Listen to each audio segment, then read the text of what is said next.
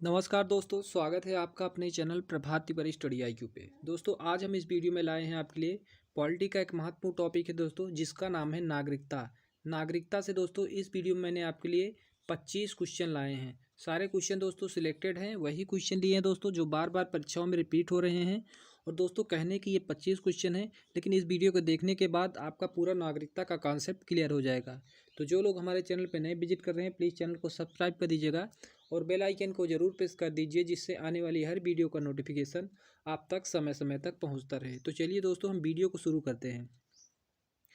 पहला क्वेश्चन हमारा है, अनुच्छेद 5 से लेकर 11 तक किससे संबंधित है। यानी पूछा है आर्टिकल 5 से 11 तक हमारा क्या संबंध रखता है। तो इसका सही आंसर हो जाएगा दोस्तों, हमारा नागरिकता अनुच्छेद 5 से 11 तक है। और इसको किस भाग में रखा गया है दोस्तों? भाग 2 में रखा गया है। आप सोच रहे होंगे दोस्तों, जब 5 से 11 तक हमारा नागरिकता है तो इससे पहले जो हमारा आर्टिकल था उससे पहले 1 से 4 तक क्या होगा। तो दोस्तों हमारा आर्टिकल 1 से 4 तक है दोस्तों, संघ एवं उसके राज्य क्षेत्र। संघ एवं राज्य क्षेत्र दोस्तों हमारा आर्टिकल 1 से 4 है। और जो नागरिकता का प्रावधान किया गया है दोस्तों, आर्टिकल 5 से 11 तक, और इसको भाग 2 में रखा गया है दोस्तों। इसको ध्यान रखिएगा, काफ़ी इंपॉर्टेंट क्वेश्चन है दोस्तों। चलते हैं दोस्तों अगले क्वेश्चन पे। क्वेश्चन नंबर 2 है भारतीय संविधान का कौन सा भाग नागरिकता से संबंधित है। तो मैंने आपको ऊपर बताया था, भारतीय संविधान का भाग वो भाग 2 है। भाग 2 दोस्तों नागरिकता से संबंधित है। यहाँ पे दोस्तों भाग आया है, भाग 1 आया है। भाग 1 हमारा हो जाएगा राज्य एवं संघ एवं उसके केंद्र शासित प्रदेशों से दोस्तों हमारा भाग 1 संबंधित है। भाग 2 हमारा नागरिकता से, और भाग 3 दोस्तों हमारा मौलिक अधिकार से संबंधित है, जो मैंने कल के वीडियो में आपके मौलिक अधिकार का टॉपिक लिया है। और दोस्तों हमारा एक भाग ये 4 है। भाग 4 हमारा हो जाता है राज्य के नीति निर्देशक सिद्धांत से। राज्य के नीति निर्देशक सिद्धांत से दोस्तों हमारा भाग 4 संबंधित है। तो चलिए दोस्तों हम अगला क्वेश्चन देखते हैं। क्वेश्चन नंबर 3, भारतीय संविधान में नागरिकता का प्रावधान कब लागू किया गया। तो यहाँ पे पूछा गया दोस्तों, भारतीय संविधान में नागरिकता का प्रावधान कब लागू किया गया। दोस्तों जो भारतीय संविधान में नागरिकता का प्रावधान लागू किया दोस्तों, जब हमारा संविधान बना तभी हमारा नागरिकता का प्रावधान लागू हो गया था। यानी 1950 में भारतीय संविधान में नागरिकता का प्रावधान लागू किया गया। क्वेश्चन नंबर 4 चलते हैं दोस्तों देखते हैं। क्वेश्चन नंबर 4 है, भारतीय संविधान में निम्नलिखित में से कौन सी नागरिकता प्रदान की गई है। तो आपको बताना है भारतीय संविधान में कौन सी नागरिकता प्रदान की गई है। 4 ऑप्शन है दोस्तों आपके पास, एकल नागरिकता, दोहरी नागरिकता, दोनों, या फिर इनमें से कोई नहीं। तो इसका सही आंसर हो जाएगा दोस्तों एकल नागरिकता।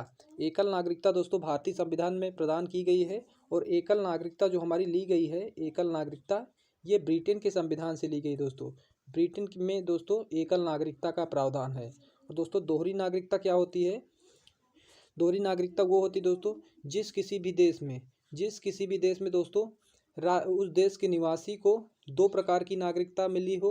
2 प्रकार की नागरिकता कैसे होती है दोस्तों? जैसे आप उत्तर प्रदेश के निवासी हैं, आपको उत्तर प्रदेश की अलग से नागरिकता मिलती है और भारत की अलग से नागरिकता मिलेगी, तो ये आपकी दोहरी नागरिकता होगी। लेकिन दोस्तों भारत में ऐसा नहीं है। भारत में केवल एक सिंगल सिटीजनशिप है, यानी एकल नागरिकता है। चाहे आप उत्तर प्रदेश के निवासी हों या फिर दिल्ली को हों, आपको केवल भारतीय ही कहा जाएगा। पहले दोस्तों हमारा एक अपवाद था, वो जम्मू कश्मीर था। लेकिन दोस्तों जम्मू कश्मीर पुनर्गठन अधिनियम आया और उसको भी दोस्तों एक कर दिया गया, और हर जगह दोस्तों अब एकल नागरिकता ही चलती है। एकल नागरिकता दोस्तों ब्रिटेन में है, और दोस्तों कनाडा में भी दोस्तों एकल नागरिकता है। क्वेश्चन ये बना है कि एकल नागरिकता किस देश में है, तो हमारा ब्रिटेन में है, कनाडा में है, और अपना इंडिया में है। चलते हैं दोस्तों क्वेश्चन नंबर 5, भारत में एकल नागरिकता की अवधारणा किस देश से ली गई है। तो मैंने आपको ऊपर ही बताया दोस्तों, भारत में एकल नागरिकता की अवधारणा इंग्लैंड से ली गई है, जिसको दोस्तों हम ब्रिटेन भी कहते हैं।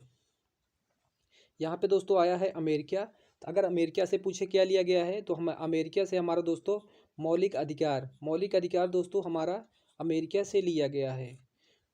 रूस से क्या लिया गया है दोस्तों? रूस से हमारा दोस्तों लिया गया है संघात्मक राज्य व्यवस्था। संघात्मक राज्य व्यवस्था दोस्तों हमारा रूस से लिया गया है। चलते हैं हमारा अगला क्वेश्चन दोस्तों। क्वेश्चन नंबर 5 है, भारत में एकल नागरिकता की अवधारणा किस देश से अपनाई गई है। तो मैंने आपको ऊपर बताया दोस्तों, शायद ये क्वेश्चन रिपीट हो गया है, तो इंग्लैंड से ली गई दोस्तों हमारी एकल नागरिकता। क्वेश्चन नंबर 7 देखिए दोस्तों, भारत में नागरिकता हासिल करने के कौन सा तरीका वैध है? तो यहाँ पे आपसे पूछा गया दोस्तों, भारत में एकल नागरिकता आपको प्राप्त करनी है तो कौन कौन सा तरीका है दोस्तों जो वैध माना जाएगा? दोस्तों भारत में नागरिकता यदि आपको प्राप्त करनी है तो आप 5 तरीकों से भारत की नागरिकता प्राप्त कर सकते हैं। जन्म से, वंश से, भूमि अर्जन से, पंजीकरण से। यानी दोस्तों इस 5 तरीकों से आप भारत की नागरिकता प्राप्त कर सकते हैं। तो यहाँ पे दोस्तों तीनों ऑप्शन दिया है, जन्म से, वंश से, क्षेत्र से, यानी उपयुक्त सभी। इन 4 तरीकों से दोस्तों आप भारत की नागरिकता प्राप्त कर सकते हैं। यहाँ पे दोस्तों आया है जन्म से, यानी कहने का मतलब ये है दोस्तों कि आपका जन्म भारत में हुआ हो तब आप भारत की नागरिकता प्राप्त कर सकते हैं। वंश का मतलब ये हो जाता है दोस्तों कि यदि आपके माता पिता भारत के निवासी हैं, आपके माता पिता भारत के निवासी हैं और आप किसी बाहर कंट्री में रह रहे हैं दोस्तों, तो आप भारत में आकर ये कहकर अपनी नागरिकता प्राप्त कर सकते हैं कि मेरे माता पिता भारत के मूल निवासी हैं। तो दोस्तों वंश का मतलब यही हो जाता है। और यहाँ पे आया है क्षेत्र समाविष्टि द्वारा। क्षेत्र समाविष्टि क्या होता है दोस्तों? मान लीजिए, सपोज कीजिए, अगर पाकिस्तान, हमारा जो पाकिस्तान है, अगर ये भारत में विलय हो जाता है, कुछ हिस्सा अगर भारत में विलय हो जाता है, तो वहाँ पे जो भी नागरिक होंगे, पाकिस्तान के जो भी नागरिक होंगे दोस्तों, उनको भारत की नागरिकता मिल जाएगी। कुछ लोग बुरा मान रहे होंगे कि पाकिस्तान हमारा हिस्सा कैसे हो सकता है। दोस्तों इसको मैंने आपके समझाने के लिए बताया है कि पाकिस्तान को यदि भारत में मिला लिया जाता है कुछ हिस्सा, जैसे हमारा पीओके है, पीओके जब दोस्तों हमारा कैप्चर कर लिया जाएगा कि जो वहाँ पे निवास कर रहे होंगे, दोस्तों पीओके में नागरिक, वो भारत के नागरिक मान लिए जाएंगे दोस्तों जब वहाँ की भूमि अर्जित कर ली जाएगी। तो यहाँ पे दोस्तों ऑप्शन डी बिल्कुल सही हो जाएगा, उपयुक्त सभी। चलते हैं दोस्तों, क्वेश्चन नंबर 8 है, भारत की नागरिकता किस तरह से समाप्त की जा सकती है? यहाँ पे पूछा गया है भारत की नागरिकता किस प्रकार से समाप्त की जा सकती है। तो दोस्तों यदि आप अपनी नागरिकता को स्वैच्छिक रूप से त्याग सकते हैं तब भी संसद द्वारा आपकी नागरिकता को दोस्तों बर्खास्त किया जा सकता है और दोस्तों आपको नागरिकता से वंचित किया जा सकता है। तो यानी ऑप्शन नंबर डी बिल्कुल सही जगह दोस्तों, उपयुक्त तीनों तरीके से आपकी नागरिकता समाप्त हो सकती है दोस्तों। चलते हैं दोस्तों, क्वेश्चन नंबर 9 हमारा, भारतीय नागरिकता से संबंधित विषयों को लेकर भारत सरकार का कौन सा मंत्रालय उत्तरदायी है? यहाँ पे दोस्तों मंत्रालय पूछा है। कहने का मतलब ये दोस्तों, आपकी नागरिकता समाप्त करनी है या फिर आपकी नागरिकता देनी है या फिर नागरिकता में जो भी प्रावधान है दोस्तों, इसकी देखरेख कौन करता है? तो दोस्तों आपका गृह मंत्रालय करता है। ऑप्शन नंबर बी बिल्कुल सही हो जाएगा, गृह मंत्रालय। क्वेश्चन नंबर 10, सितंबर 2000 में भारत सरकार द्वारा विदेशी भारतीय नागरिकता के संबंध में एक उच्च स्तरीय समिति का गठन किया गया। इसकी अध्यक्षता किसने की थी? तो इसकी अध्यक्षता पूछिए दोस्तों, किसकी अध्यक्षता में इस उच्च स्तरीय समिति का गठन किया गया? तो दोस्तों एक उच्च स्तरीय समिति के गठन करने के लिए एक समिति बनाई गई थी, उसका नाम है दोस्तों एल एम सिंघवी समिति गठित की गई दोस्तों 2000 में। और इसने अपनी जो रिपोर्ट पेश की थी, जो 2002 में दोस्तों अपनी रिपोर्ट पेश की थी, इसको ध्यान रखिएगा। ये काफ़ी इंपॉर्टेंट क्वेश्चन रहेगा दोस्तों आपके परीक्षा की दृष्टिकोण से।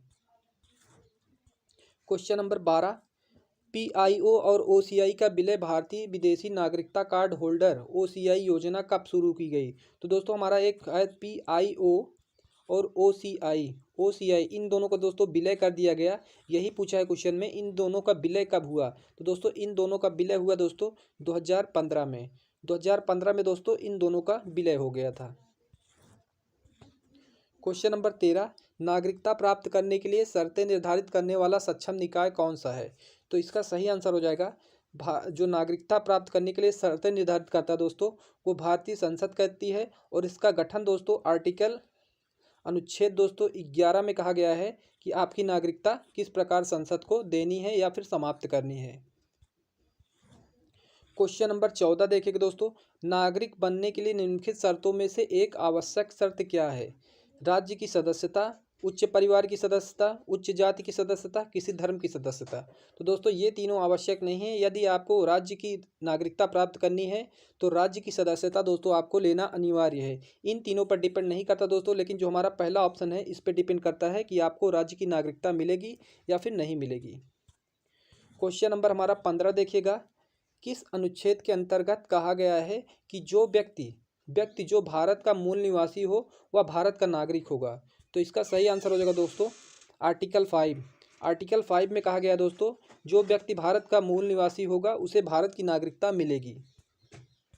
अब दोस्तों हम जो 5 से लेकर 11 आर्टिकल हैं, एक एक के बारे में हम पूरा डिस्कस करेंगे। क्वेश्चन नंबर 16 देखिए दोस्तों, पाकिस्तान से आकर भारत में नागरिकता प्राप्त करने के संबंधी प्रावधान का वर्णन निम्नलिखित में से किस आर्टिकल में वर्णित है? तो इसका सही आंसर हो जाएगा दोस्तों आर्टिकल 6। आर्टिकल 6 में दोस्तों ये कहा गया है कि पाकिस्तान से आए हुए जितने भी लोग हैं, पाकिस्तान से आए हुए जितने लोग हैं दोस्तों, भारतीय विभाजन के समय जो लोग विभाजन के समय भारत से पाकिस्तान चले गए थे और वह पाकिस्तान से पुनः दोबारा भारत आना चाहते हैं दोस्तों, तो उनको आर्टिकल 6 के तहत उनको नागरिकता मिलेगी।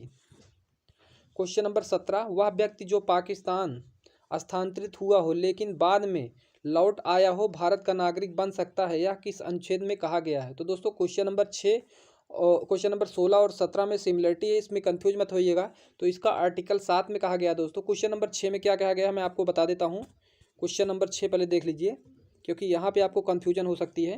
क्वेश्चन नंबर 6 में कहा गया दोस्तों, पाकिस्तान से भारत में नागरिकता प्राप्त करने संबंधी प्रावधान का वर्णन निम्नलिखित में से किस अनुच्छेद में है? तो इसका 6 हो जाएगा। कहने का मतलब ये है दोस्तों, जब भारत का विभाजन हुआ था दोस्तों, तब जो भारतीय थे किसी कारणवश दोस्तों पाकिस्तान में चले गए और वो भारत में रहना चाहते थे, वो भारत के मूल निवासी थे और भारत में रहना चाहते थे, और वह विभाजन के तुरंत बाद पाकिस्तान से पुनः भारत वापस आए, तो दोस्तों उनको आर्टिकल 6 के तहत नागरिकता मिली।